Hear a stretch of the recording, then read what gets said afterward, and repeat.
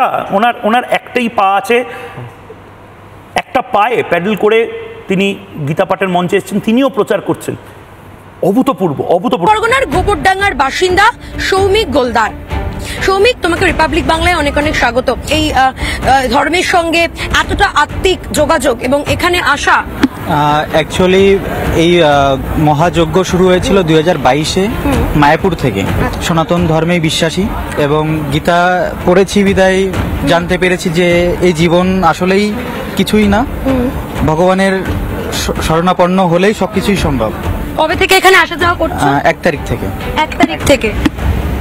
আগামী 7 তারিখে নিশ্চয়ই থাকবে? অবশ্যই অবশ্যই, আমি আজকে থেকে এখানে আছি। দেখিয়ে দিতে চাই যে সনাতন ধর্মের মানুষ কিন্তু থেমে থাকে না, ভয় পায় না, এবং সেই জাগরণের মহা সূচনা কিন্তু হতে চলেছে বাংলায় 7 ডিসেম্বর। সৌমিক গোলদার উত্তর চব্বিশ পরগনার গোবরডাঙ্গার বাসিন্দা, সেও কিন্তু প্রত্যেক দেশবাসীকে আহ্বান জানালো এই ব্রিগেড প্যারেড গ্রাউন্ডে 5 লক্ষ কণ্ঠে গীতা পাঠ শোনার জন্য। ক্যামেরায় রজনীকান্ত বেরার সঙ্গে এলিনা ভট্টাচার্যের রিপোর্ট, রিপাবলিক বাংলা, কলকাতা।